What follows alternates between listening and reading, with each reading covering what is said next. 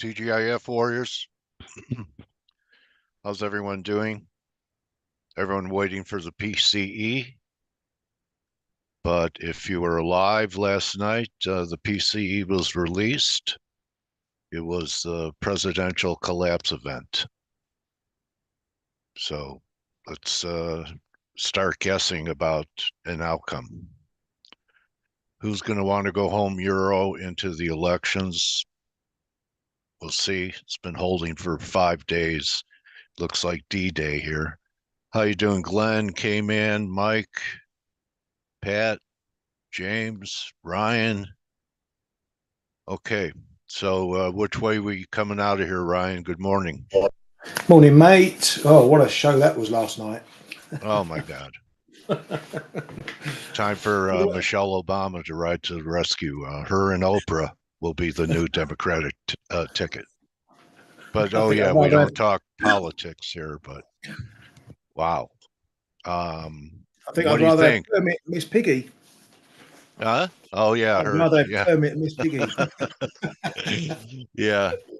So yeah, metals are on fire. They were trying to take the yen down earlier. You know, it has the potential of a reversal candle. So just something to be aware of. And there's a bit of a risk, intervention risk after the F.A.C.E. data. Okay. All right. I know it's probably hard to top pick it. You know, I'm trying, but it's probably just as tough to be long right here. Yeah, it's always tough to be long at the top, isn't it? Yeah, so it usually works, but you know, Blake's triangle in the dollar, you know, could be D-Day in the dollar. So, you know, it's a guess. We'll see how we react. Canada still doesn't have a, you know, bullish looking chart yet, but maybe they want these stops. And the metals, especially silver, that may have been it. You know, could we be, especially, you know, it's doing this with a steady dollar. If the dollar fails, maybe that'll be jet fuel. S&Ps aren't far away from making new all-time highs. NASDAQ doesn't look as good, been lower high.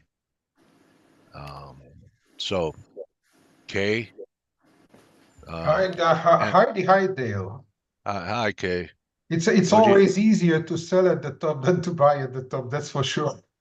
Yeah, well, yeah. If you know where when the rubber band's going to stop stretching. You know what? Just for today into Monday, I bought a very, very cheap ticket to the downside, 159 put just in case, and just because they were all babbling over the past 2 sessions, so it seems they're a bit nervous. Yeah, it's a bit conspiracy theorist to expect them to intervene after the F.A.C.E. But hey, Kman, can I ask one? I hate to interrupt. Good morning, by the way. You can always interject. It's not an interruption. Didn't Canada get booted yesterday? No. Oh, okay, all right. It was all part of the plan. That thing had been announced months ago that he was going to depart. So he's been replaced by, and you will have to listen to the Flow Show to understand this, by Mr. Sneeze. Mr. Sneeze. And, Mr. Sneeze. Okay. So no, I think there's a bit of a risk today, and because especially if the F.A.C.E. would be a bit weak, because I also think there may be a few dollars to sell. But yeah, I mean, they've all been talking over the past couple of days. So yeah, and Mr. Kanda is going to be replaced with Mr. Mimura, but we don't know yet what he's like, Blake, at all. He's a regulator. We don't really know what he's going to come up with. He's probably going to play along the rules, perhaps not. We don't know. We have to wait for his first intervention to know. I mean, verbal talking to know what he's going to come up with. Yeah. For the rest, I'm ready for the. You spoke about gold and silver. they're holding up very well. I think they're getting ready for if ever we are getting a small weekend number here. And also I would say the metals have seen end of month and end of quarter flows too. So could it be part of it? I think yeah, we could have like 3 legs actually this afternoon. The PCE first, then end of month, end of quarter, and then decide what we do with all the instruments once the London fixing is over, especially of course the euro into the French elections. Yeah. Well, Okay. 10-year held where it had to, and it did come off a bit. So from yesterday, 434 was what I was talking about. But, maybe we'll launch. Only thing I really know about this, and it's still my bias, is that under 420, there's a sharply lower yields coming. So you would think, maybe one day the yen will reconnect with yields. Yeah, it is possible. And also I think a lot of what we've seen now is really starting to hint at the potential double action by the Bank of Japan at the end of the month. The issue is always, do you want to pay away one month of funding before the event really happens? But it's very possible that Bank of Japan acts, and if you then start to see slightly weaker US data, it may be that finally we start to see a little bit of a reversal here. Yeah, we're probably already in a recession. US dollar won has been mimicking it with less relative strength in the yen. I know that I think you and Ryan were long. Did you cash out here before the number? Yeah, Right. well, Ryan? I did. Kate Yeah. took a bit of profit in the 730. We did have a comment out from the PBOC this morning saying that they were going to use comprehensive tools against deviation. We weren't sure what that meant. I jumped out my long on the back of that. But it sounds like although they've allowed it to weaken, they're just going to make sure people don't take it too far too fast, which is part of the plan. So yeah, I might get in on a dip if it comes with a PCE or the end of month stuff later. Okay. Blake, are you doing anything in front of the number? Yeah, I've got some exposure. But I'm not very much. I closed out some dollar positions last night in Asia, and then I put a little bit back on today ahead of the PCE. I think that I think the PCE is gonna come in line. I think the bigger concern right now is how much of the dollar flows do we have to go for this end of month, end of quarter, just because, as we've been talking about all week, it's supposed to be fairly aggressive as far as the flows go. But I want to share. I want to show Even you into guys. the elections, Blake. I would think that most people would be hesitant to be long or buying euros into the election. I mean, the flows are flows. If Yeah. I was trying to participate in that, or maybe the flow goes into something a little bit different, but it's mostly rebalancing. I mean, that's it. I mean, if they've got to sell, if they got to, let's say, buy the DAX and sell dollars to do so, they're going to do it and end up buying euro. So Yeah. it just depends what the flows are. It doesn't mean that there's an opinion there. It's just got to rebalance despite of what's going on. Maybe after what time's the fix East Coast time? 3 GMT, so that is an hour after the expiries. And yes, Dale, I mean, it's not something that they choose to do. FX neutral funds, they have to get, or also potentially country neutral funds on equities. They have certain amounts to invest, and they want to keep the face amount similar. So they need to rebalance the stuff, Yeah, I mean, you could get something that looks like this, Dale, and then then right after, everybody steps in and sells the Right. hell out of the euro at 107.50. Yeah. You know, that, which I think is entirely possible on a day like today. That's why I don't want to be super aggressive. Like I've been trading for pretty small recently, and last night even I felt a little silly taking some of my position off last night. I'm like, do I really want to take off half of this? It's not even like it wasn't even a big position to start off with, but I'm like, well, I might as well book some profits anyway. You know, and that's been kind of my attitude, you know, over this week, especially with so much risk this week. But anyway, but I think the bigger one we need to watch. Oh, by the way, I had this chart up. Have you guys seen Walgreens? There's some comments in the chat room regarding, you know, those of us that have been you know, through bear markets. Take heed of stuff like this. I'll throw it out to you for those of you that are not in the ForexAnalytix chat room in a nutshell. This is the time when you start looking at shit that's not bolted down to the market. If we get a downdraft from here, you're going to start hearing bankruptcies, going out of business, and stocks like this that have not performed well. I'm not sure if, and Simon said it in our chat room, Walgreens might have its blockbuster moment. It might. I had a Well, even Hooters is closing Oh, locations. my buddy texted me yesterday. My buddy texted me yesterday. He's got a client with 5 Hooters locations that are closing, and he can't sell the real estate underneath it. So you know, that's like what, and he's a big commercial real estate guy. Yeah. And he's got Yeah. 5 properties they can't move. You know, Blake, we're probably in a Sucks. recession already. You know, by the time they Potentially. acknowledge it, you know, don't you Yeah. think? Oh yeah. I mean, by the time they call it, we'll be halfway through it. But you know, Yeah. here's the thing about, like, you know, we can talk stocks for just a second. The stock market used to be the last to know and the very last to know. But with this fiscal you know, push that we've had in equities, the S&P and the stock market may be really behind the curve here. So by the time you see it, you know, we hear about it, you know, this is, we might be several months into it, like Dale is talking about. Usually you know, it's a couple month lag.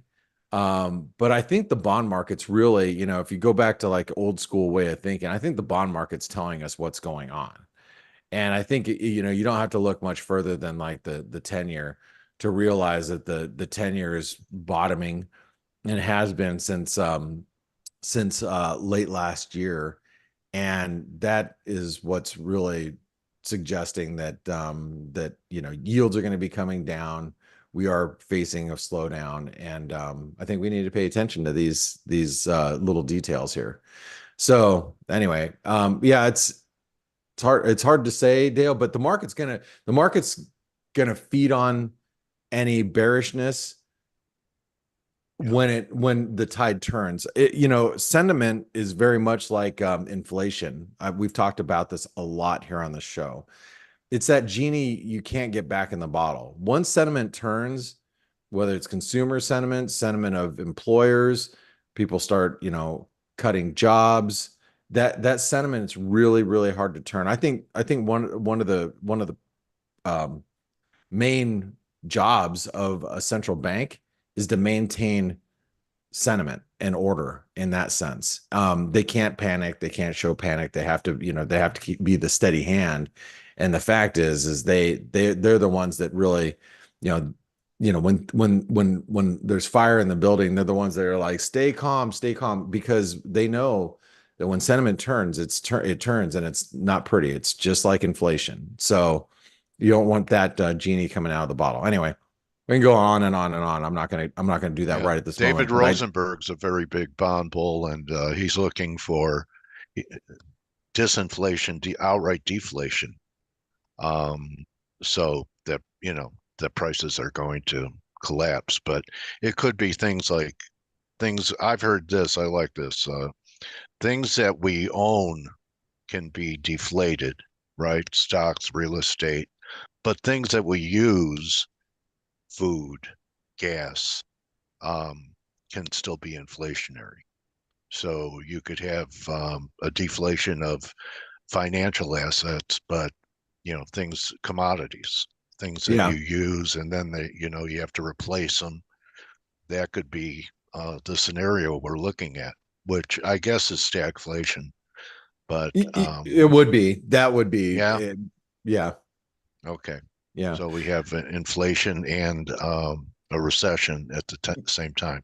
Yeah, and a lot of people think, oh, wait, what does that look like? Well, if like let's say CPI is at 2.3% and we're above target, and growth has gone negative, that would be stagflation. Yeah. It's and it may persist a little while before we get into some more disinflation, or maybe even straight out deflation, which is, I think, is a big risk too. When prices start coming down everywhere for everything, because everybody's trying to undercut each other, you don't want to be in a deflationary environment. It's good for consumers, but it's not good for the economy as a whole, the broad-based economy. And it's not something that we should really want. I mean, as a consumer, you're like, oh, well, that's great. I got a new couch much cheaper or whatever, but it's not good for business at all. So that's I think one of the big risks that I didn't think it was going to be an issue, but the longer we've gone on with stretching out this a recessionary period, the more I think that deflation is probably more of a tail risk now. Anyway, as Sam a weaker asked, dollar might offset that and keep the party going. But well, I mean, if we're going to break out and the dollar's going to 110, that's not going to help the cause. No, and because Sam asked which way does the dollar go if yields go up? Well, if yields go up, I think the dollar goes higher. But here's the other thing. I'm starting to get into the camp that I think the dollar goes higher if yields go down. Because you gotta, huh? That is happening. Yeah, it's happening right now. And it will continue to happen too, because I think if the bond market is going higher from here, it is a risk off phenomenon. It's not because maybe yields are coming down because the economy is slowing. Yeah, if that is happening, the dollar might be rallying because the economy is slowing, and people might go, well, the Fed's going to cut rates. Well, if the Fed's going to cut rates, that's great, but that means everybody else is going to be cutting more aggressively. So I wouldn't get. I think if bonds go higher and yields go down, you have to be really careful with the dollar, because I think most the Pavlovian response is sell dollar yen, or buy euro dollar, whatever the case is. And I don't know if that is going to be the case. Again, it depends why the bond market's going up, but it's going to be a very volatile time, I think, moving forward. And we got so much risk into this weekend. So let's talk about the euro really quick, which you can see is in the middle of a triangle, or a wedge rather. Obviously key support. I don't have to, it doesn't take more than a monkey to figure this one out. This is really critical support at 106.65. Trend line comes in around 106.50. We all know where the big support is. It's about 50 pips lower. I have a feeling that if we close somewhere around here, there is a risk that we could gap below that, or we can gap, back up to the 50 DMA. I think this is the range that we're probably in ahead of the election. And, depending on what the majority or lack of majority looks like, is the reason why we are trading over here. But let me clarify something really quick with Ryan. The election is on Sunday. Exit polls should be coming out. I would assume that it'd probably be sometime in the evening. Sunday evening. Yes, which will be for you guys Sunday evening, which will still be before the market opens in Asia, or the FX market opens. So we could theoretically get a gap based on polling on Sunday. Is that correct? Yeah.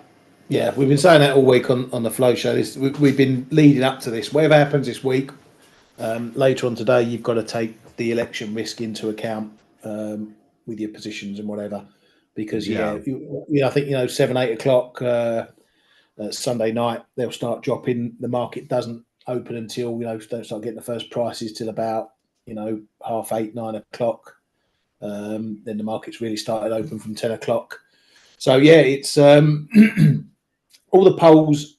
Every poll has come out the same way. The Pens party, 35, 39%.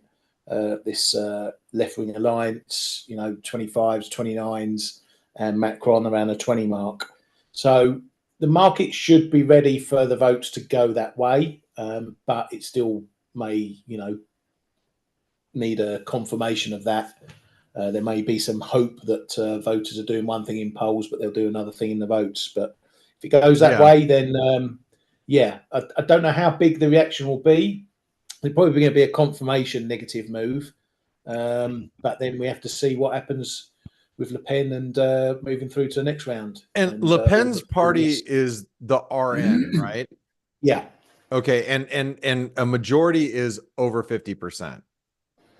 Yeah, but you need 12.5% or something to get, because remember this is the first round, so it's like almost like a knockout. This is almost if Macron is going to bow out or not, basically. Potentially, yeah, but then all three could get through, and then it all kicks off into the next round, and then you've got the presidential thing. I mean, I don't understand half of it. I've enough to deal with our clowns over here, but it's going to be messy one way or another. But if Macron gets, loses out, and it's only the left and right wing parties that get through, I think that's probably the biggest market negative we'll see. Yeah. Okay. I seem to recall a gap on an election in Europe. That was up, and it never filled it. I was stuck in that. I was at a baseball game that Sunday night too. Gosh dang it, that hurt me really bad. Hurt me, as far as gapped away from me, and I'm just like, damn it. And I didn't have a huge position, but I was like really pissed off because I was at a baseball game. What election was that? I don't know. I can't, but I remember the gap. Yeah, something on a chart I'll remember, but Kman, do you remember? I could. The Macron gap. Okay, it was Macron again. It was Macron the gap. Yeah, maybe it was. Yeah, because it was about 4 years ago, 6 years ago, maybe somewhere in that neighborhood. And I don't know. Yeah, anyway, I remember I was at a baseball game that night, Sunday night. Anyway, and I was so irritated. 6 years ago. Was it 6 years ago? Yeah, it's like I remember I was had my kids and anyway. All right, so hey guys, sorry, thanks Dale for stirring that up. Sorry, man. Okay, let's forget that for a second. Let's talk about the dollar, where it's at as a whole. So we all know that the dollar index is right up against pretty key resistance. We're just following this ascending wedge, or excuse me, ascending channel right in a triangle resistance. That's all very well known. I think the 50 DMA, which is just, right down below here at 105.15, that support resistance is a breakout above 106.25. We break out above 106.25 on the dollar index as a whole. I think you got to be really careful being short dollars. In case that happens, I doubt it's going to happen today. Even following the PCE, there's still, I think, a strong, if we get strong PCE and the dollar actually rallies, I think there's going to be sellers met immediately following that because of the flows that we supposedly have incoming. Do you guys all agree with that analysis? Ryan, Kman, if we have a strong PCE number? Yeah, that's why that's why I was saying I think we could have like a three. Like a bit of a saloon door move today. You may have like a PCE not good enough or causing a bit of dollar buying, then you're 4 p.m. and then at 4 p.m. the whole thing reverses again. So watch out for the saloon doors today, I see. Yeah. Ryan, you have anything else to add to that? No, pretty much the same. It's the warning. Whatever happens with the PCE data in 10 minutes or whatever, 5 minutes, note the data. But then watch what happens with the end of month, because it could move it out of kilter. Because after end of month, we'll go back to trading the data and where the PCE came in at. So, if it's a weak PCE, the dollar comes off, then it rallies on month end, that's potentially the wrong move, and vice versa. So yeah, just judge the PCE, keep it in the back of your mind, get over the flows, and then see where the dollar's at, and go back to the fundamentals. Hey, I want to give Ryan a big kudos, just because I happen to be long dollar rand. I didn't pull mine off yesterday. He did right at the top. Now there was some news overnight about the government. They're still negotiating. Originally, I thought it might be a risk. Yesterday, that's what caused this move, and then we got a complete reversal of that. I still think that the rand actually looks pretty constructive on a false breakdown, excuse me. But really well done, Ryan. He was in the chat room yesterday in the ForexAnalytix chat room explaining, getting, taken out and right at a key level and why. And it was really well done, Ryan. Great stuff. Thanks, mate. Cheers, mate. All right. We have about 5 minutes until the data comes out. A couple things, other things we should probably mention really quick. Equities are back at the 161% extension on the S&P. This is like the 24% retracement of the S&P on this last move comes in right at 54.50, which we came within, a couple of points of. So this is, as far as bulls go, there's no reason to be bearish while you're below a 24% retracement or above a 24% retracement. That means dips are so shallow that this market still wants to accelerate higher. Period. End of story. We get below that, and then the 38% retracement, and then channel support. What I'm trying to say here is there's a lot of support down below before we can even go, well, maybe the market's doing it without NVIDIA, Blake. Yeah, rotation. Something that, on the week ahead video, I'm like, you guys got to watch rotation. It's going into energy, going into healthcare. You can't just say, oh, the general's dead, the market's going to roll over. No, it's like I explained it on the week ahead video. It's like the military. The platoon leader goes down, squad leader is going to step up and take his spot. And that's what's happening right now. Now, you kill the whole squad, then you got a different problem. But that's not the case right now. It is rotation. Don't get too carried away with being bearish. You get a red card if you go to cash. That's right. And you get a red card if you're obviously a U.S. player in Copa 224 against Panama yesterday. Yeah. That sucked. Anyway, sorry, guys. That game. Did you lose? Yes, and it was a great match. It was really heated. Oh, my God. Even the Europeans would have won that one. Huh? You supported Panama. Did you get your flags mixed up again? Hey. All right. So, hey, let's get ready for Monday's going to be a hell of a fight for our life against Uruguay, I guess. It's going to be a big one. Anyway, I'm going to get ready for the PCE data. Ryan, what's any specific thing on your hot list before the data comes out?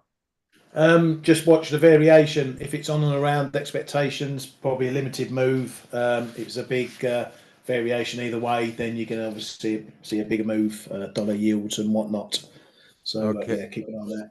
All right. And Kman, I know you're looking for saloon doors. Anything in particular? No, well, I'd find it very directional if the PCE would miss lower. I think the dollar could suffer quite a bit, especially that we are end of month, end of quarter. So this is one side I'm going to look for accelerations if the PCE really misses. It should be sort of as expected because it's always well documented, but look at the second or even third digit behind the dot, because that's where the algos are going to react upon. No, but I'd say that if it is a miss, I think it's going to create a bigger move. All right, and Dale, sorry, I was just grabbing a sip of my coffee. Any thoughts as we go into the data, buddy? Yeah, I'm trying to get long vol here today, Blake. In case I'm wrong and we don't make one more low. I thought about it after you said you didn't think it was going to make a new low. And if it does make a new low, I'll add on. I want to start putting vol on. Hey, I was maybe we go into that low vol rest of the summer, which would suck for all of us. But maybe I hope you're wrong. And I hope you buy volatility and you make a shit ton of money today, Dale. Okay, that's what I thanks, hope. Blake. Hey, right. So we also just so everybody sees it, we do have PCE, but we also have the Canadian GDP. Just heads up. We are just a few seconds out. Here we go. Dollar on the left, S&P in the middle, yields on the right.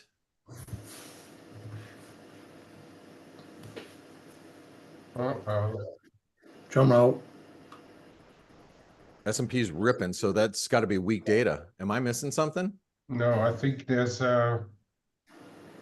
Goes yields. Yeah, yields are. I mean, the dollar's it's like it's slumping. Am I leaked. missing something here? Income's up, spending's round about expectations, a pip lower than expectation. Come on, come on. Yeah, I see personal income. I No mean, change. In line with in expectation. line. oh, okay. Well, They taking the yen down?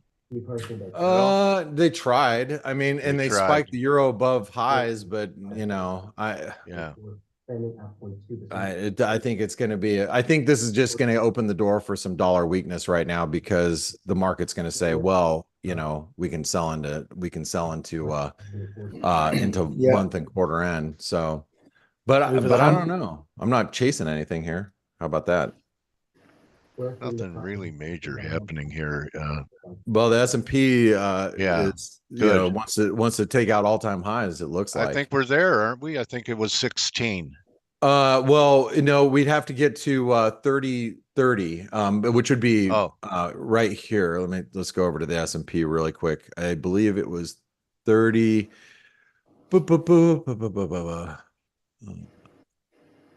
Right there. Oh, okay.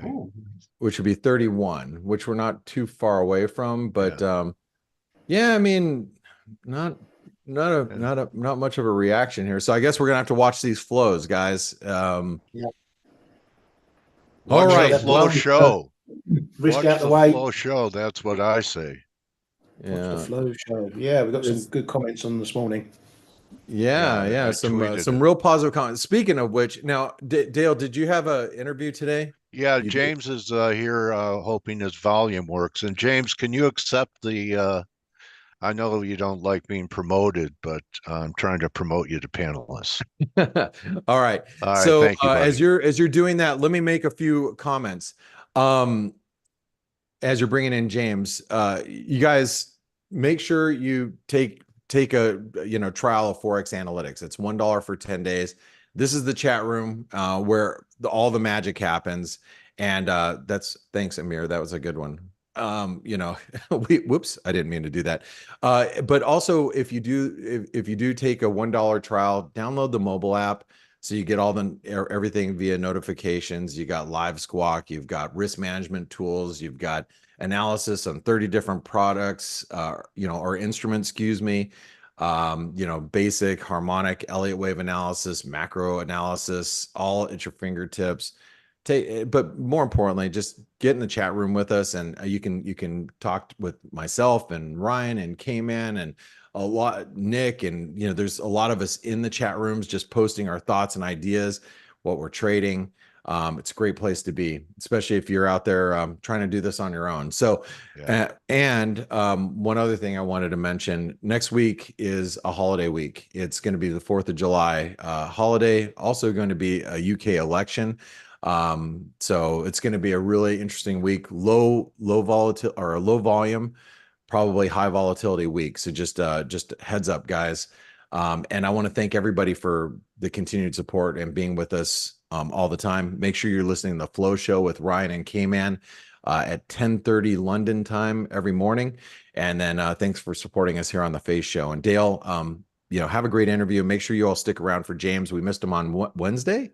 So yeah. Yep. So James, if you're a metalhead, you have to listen to James. Yeah, if you like. I'm not talking Metallica. I'm talking the shiny stuff. Well, maybe he is a metalhead. Maybe he is a metalhead. He might. I hope so. He might be. I am. Anyway, thanks, team, for another good week. And Blake, if you're on vacation, have a great time. You're probably going to San Diego, and you'll be on the beach. I'll see you on Monday. I'll be here on Monday. All right. Okay. So thanks, Ryan. Came in. Have a good one. Thank you, Dale. Thanks for being here after working your show and coming into F.A.C.E and contributing. Really appreciate it. Okay, guys, have a great weekend. And James, let's give your mic a shot here. I'm going to ask you to unmute. How about now, buddy? Yeah, it You should just be asked good me. now. Okay. Can you Hi, hear me? James. Hey, Yeah, how you welcome doing? back. Hey, thanks. Sorry about last time. No problem. No problem. So, you have anything you want to share today? I mean, metals, I want to ask you, a lot has happened since you and I talked 3, 4 months ago. We had that silver move. We had the gold silver ratio collapse. Okay, these are your charts. Yeah, What do you think? You think we completed it here, just a shade under $29 and we're on our way again? Or do you think there's more consolidation ahead? I still think there's more consolidation ahead. I know that it seems like it might threaten 30 today. We'll see how this goes. But maybe I'm wrong. Maybe it goes beyond 30 and starts making a run. But I still feel like there's got to be a further dip for gold below 2,300 before this ultimately reverts and starts making its move back higher toward the second Okay. half of the year. Okay, so that's like 2280. You have Yeah. the recent low in gold, right? So Yeah, you're I looking think for weak longs to be taken out and then set up a buy. I have levels around 2240. Are you in that ballpark? Yeah, I think that's probably right, Dale. You basically need to have a sharp reversion down before we can kick off this next bull move in the second half. So I'm expecting later this summer to have a run down toward that level that we're talking about around here, 2,400 roughly would make sense to me. So Okay. that's, probably in August or sometime late July, we might see that. And then from there, we'll see what happens. But there's got to be something that kicks it off. It won't be, I don't think it's happening just yet. That's all. Okay. You think it could be geo related or financial related? I think it's financial related. Okay. My guess Lower is, rates? yeah, there'll be lower rates coming, but for sure, I think the banking system still has trouble. And so we're going to have some Okay. deflationary scare at some point coming up. Okay. But for the physical market, that's really good when that happens. That basically the highest volume of sales happened. When Last March? Yeah. SVB and all the other banks were going down, and we had the digital bank runs. That was the highest volumes of retail bullion sales in all time in North America. So I'm expecting we'll go through another cycle of that at some point, probably this year. I would think, just given how brittle the banking system is. It's interesting, but I track both the regionals, KRE, Mm-hmm. and the money centers, XLF. Mm-hmm. And the last week or so, the regionals have a better pattern, in my view, Mm-hmm. than the XLF, which are, the money center banks, the big boys. Perhaps there's going to be something coming out of Europe with these elections that there won't be the same type of unity to handle any banking problems in the Eurozone. Yeah, I mean, the amount of banks that are going to be consolidated in this coming cycle with the oncoming CBDC system is going to be gigantic. And I don't think people understand how long and how big this process is going to be, but it'll play out over the next few years. It should be pretty chaotic, and you'll have a lot of consolidation in the banking system. Okay. Do your clients ask you for who you think in the U.S. are safe banks, if that's not an oxymoron? I use a credit union. I try and stay away from the banks that have big derivative trading. That's interesting. Yeah, I've heard that before from Greg Marino or Marinero. Do you know what I'm talking about? Yep. He says it's not fail safe, but it's better. Yeah, a credit union, because you don't know on the derivative side who's betting what. There's basically you just don't know, and at some point, I'm sure some of those bets are going to come to fruition, and the unsecured creditors of those banks are going to be, they're going to be in trouble. There's going to be large haircuts for people, I think, ultimately, because we basically pressed time out on the global financial crisis in 2008, and we haven't gone through the other side yet, and I'm expecting that's what we're going to have to go through to get to the next system. What's the temperature like in the mountains of Panama today? Right now, it's a brisk 70, maybe 68. A little rainy Nice. this morning. No, I think he's talking about the soccer team, James. Oh yeah, yeah. Did you root for Panama or the U.S.? Were you No, conflicted? I didn't watch, but I heard that there, it was a physical game and there was a lot of Yeah, beatings happening on the field. But yeah, it doesn't surprise me we lost in football Americano or in football soccer. They're yeah. not good at that sport. So You know, I saw some pretty good shoves in the trading pits in Chicago. I never saw anyone get thrown off the floor for that. Um, anyway, so James, what you have a take on the dollar here? It's we're threatening a breakout. You have a vibe on what's going to happen, or you really don't care? no, I get paid in dollars, so I care how the dollar's doing relatively. I Okay, think ultimately there'll be another in any type of deflationary scare. There's going to be another surge in the dollar relative to the rest of the world because it's really the lone choice out there. So, I mean, if you look at John Exeter's old pyramid that he drew in 1968, the very bottom base of the upside down pyramid that builds the financial system is gold, and then the next layer is the U.S. dollar. And so, I expect there'll be another surge in the coming deflationary scares that come. But the dollar's not dead yet. No matter how many people want it to be dead, it's not dead yet. But it will be at some point. We're going to have to devalue it sharply, but we'll probably have to go through some crisis and some surging in the DXY before that happens. well, what if the dollar has bear phase, which keeps commodities going, um, helps risk until the bubble really pops, and then you have the huge rally in the dollar. Could we intermittently between now and then have a dollar decline? And I know it sounds completely unreasonable, but something like a 120 euro and an 80-cent Aussie.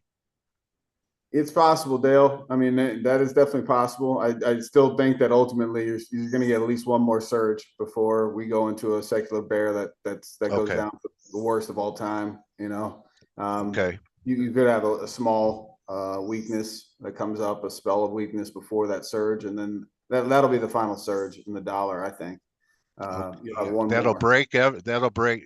Things are breaking if that's happening I think everywhere. so. And the speed of technology coming on, I just think that the people underestimate the M-bridge system and the CBDC system and all the change that's going to be happening in the next handful of years. It's just the speed at which things are going to change is going to be epic in terms of flows and how things are traded and the lack of dollar being the intermediary. And that's going to have, a long-term bearish push on the demand for dollars because it won't be used so much in terms of global trade settlement. Can we, guys like you and me, be replaced by AI? No, I think that's overhyped. I mean, at some point, AI is going to be integrated and it'll definitely disintermediate a lot of things. But I think right now it's not there yet.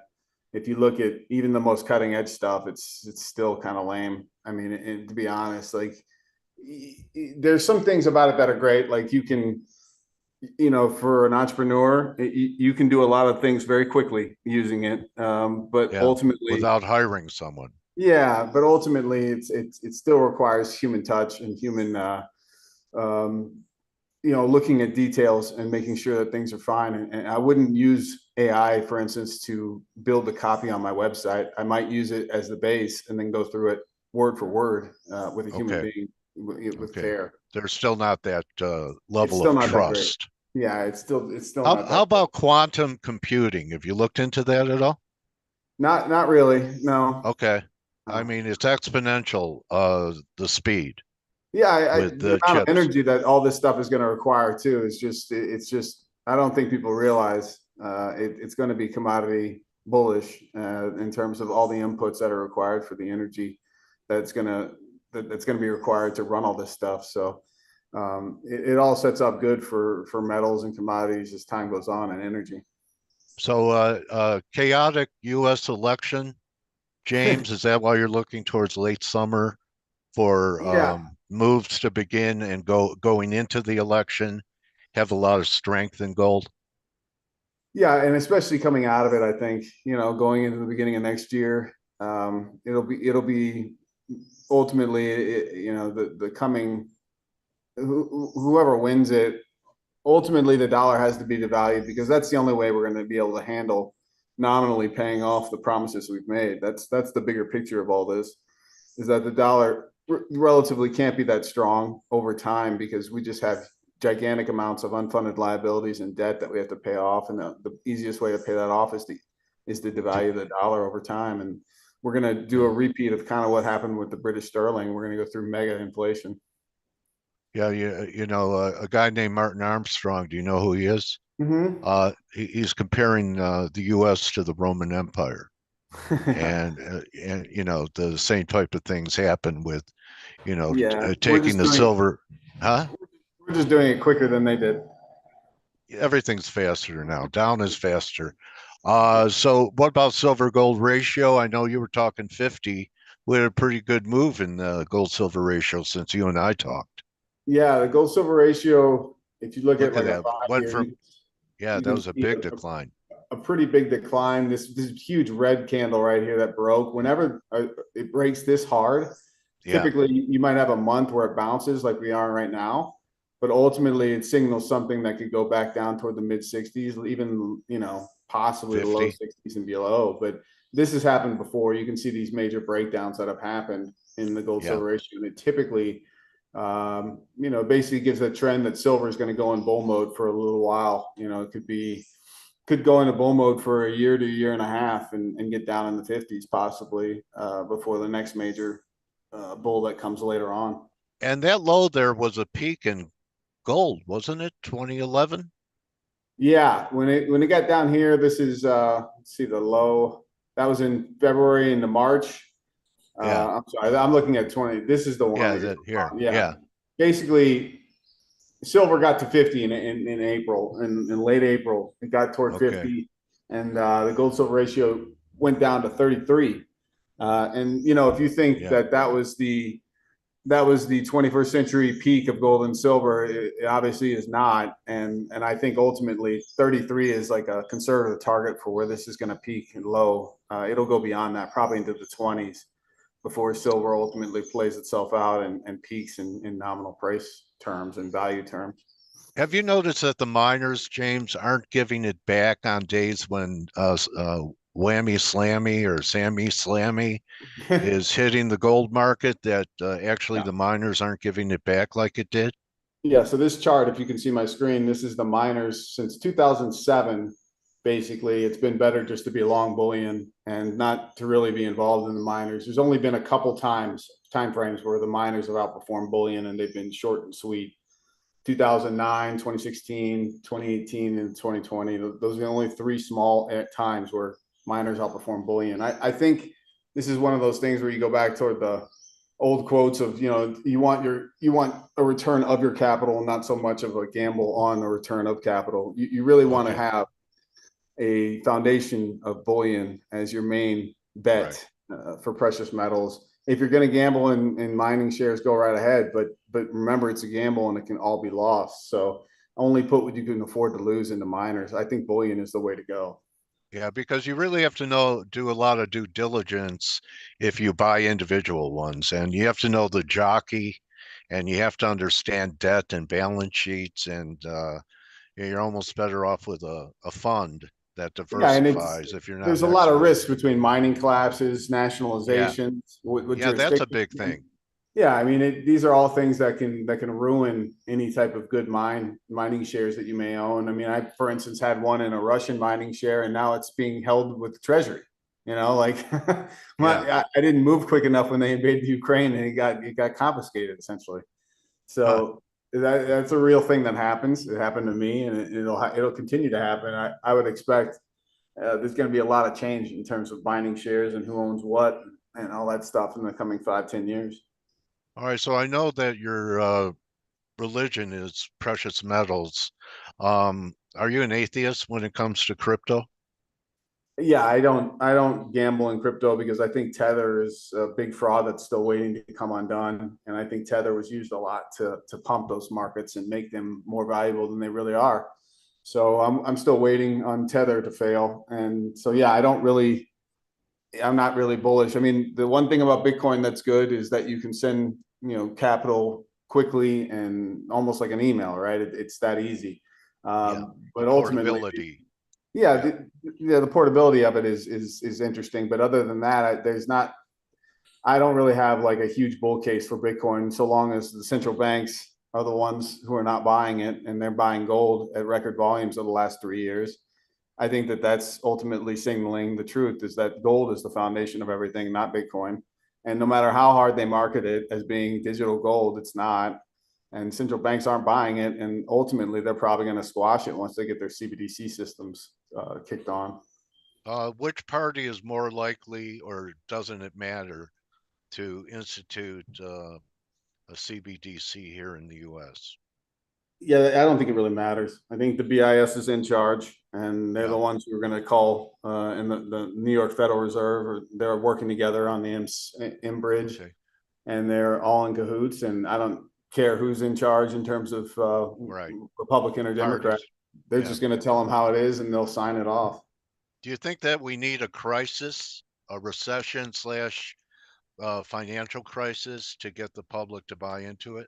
Yeah, I think ultimately what it'll be is a crisis so big that people need stipends month to month just to pay for food and not riot. And then it'll be go ahead and download your US Treasury app so you can get your monthly checks. And that'll be like a 99% adoption rate because people want free money and they don't care whether or not it's coming through an app on the Treasury or not. In the end, it works in a grocery store, so they're going to download it to their smartphones. How much to rent a house in your neighborhood? The one I'm in is 800, and it's 2 bed, 2 bath. It's pretty good. Yeah. Okay. It's I'd say it's probably 2/3 of the price in terms of cost of living versus say like a Rust Belt city in the United States. Okay. So it's I'd like I'd like to get away for the summer. Anyway, I'll talk to you later. And James, let me ask you this for people that are still hanging on here. Yeah. When they go to your company and say people want to start accumulating silver, gold this summer, as it declines, dollar cost average into it, can they work directly with you? And how would they do that? If they wanted to talk to somebody instead of like a lot of dealers, you just go to their website and you just do it online without being able to talk to somebody to guide them. Sure. So you just would call our 1-800 number, and and there's trained staff that answer the phone, and you can talk and consult with someone there. It basically, really, the question that I'd ask someone is, why are you buying gold and silver? What is the reasoning? And from there, if I listen to what they say, I can intuit whether or not it's really about capital preservation, or is it really also about valuation gain? And so the combination of the two is a question of how much should be in gold and how much should be in silver. Silver is going to be a wilder ride, but ultimately, if you stick it out and you have a timeline that stretches 5 years out, you should do pretty well with silver as well. But it's not going to be straight line. It's going to be a wild ride. So you have to kind of have a stomach that can handle it. All right, I just got a question from Ingmar. Can people pay for precious metals with Bitcoin? Yeah, we do. We do have that option with BitPay. So yeah, you can definitely buy gold or silver with Bitcoin. What we do is we just simply convert that Bitcoin immediately to cash to settle the trade. All right. Well, good hunting this summer, James. Always great to catch up with you. Oh yeah. And I'll talk to you on the side. I may take an airplane trip. So all right, James Anderson, everybody. Follow him on X at James Henry and why don't you show your 800 number again? When people call that number, James, can they ask for you? No, I'm not someone who answers the phone for on behalf of our incoming calls. But our staff is well trained. I mean, these people, this is what they take. They take phone calls every day, all day. So you're going to get someone on the other end who's heard it all. So don't be afraid to write down your questions and come with them. And my suggestion is, when it comes to stacking gold or silver, just go with like the lowest premium products with the best brand recognition. So, for instance, today like 1 ounce silver bars at 99 cents over spot. That's a pretty good deal right there. That is. See on the gold side. I mean, I would go with gold products that are well known and well respected. So I'd go to gold coins. I'd probably, if I was in the US, I'd probably stick with gold eagles or gold buffaloes, or gold maples. You know, those are your three best options in North America, my suggestion. Do you think there's going to be confiscation of gold here in the US?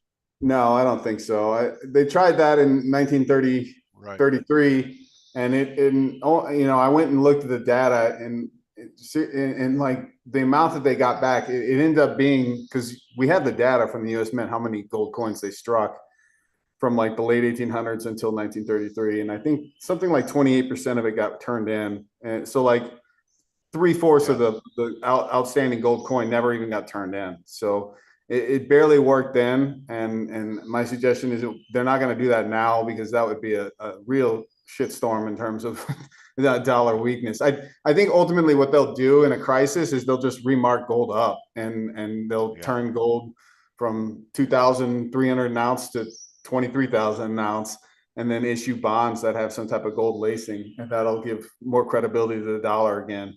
And that's, that's something that they have within, they can do that at any point in time. It'll obviously take a long time though. We're going to have to go through hell to get there. But eventually that's probably what's going to end up having to happen. Well, Italy had people that were in short-term securities, interest-bearing securities, converted them all to 10-year notes without them having a say. Yeah, if you look at what the Federal Reserve's planning, I think they're gonna mandate that banks, carry 40% of their reserves in treasuries, and they may end up having to force U.S. citizens to have, a lot of their retirement funds go into bonds, and so both those are going to be very brutal, because we're looking at a secular bond bear market for the next decade or two. So they'll underperform inflation the whole time. It'll be, you might get 8-9% on your U.S. Treasuries, but the true inflation will be twice that, and so that'll just be another way that they can devalue the currency over time. Thank you, James. Great catching up with you. Yeah, Always Dale, good talking to you. All right, James Anderson, everybody, and everyone have a great weekend. Remember, don't discount your coins, your currencies, whatever you think is valuable to you. Your most valuable thing is time. Time is your most precious currency. Make it count. And I'll be seeing everyone on Monday. Have a great weekend, everybody. And you could join the team in 15 minutes for the morning edge, and get empty your next empty coffee can, fill it up with gold and silver. And I'll see everyone on Monday. Adios. Thanks again, James. You're welcome, Michael, Barry, all you guys.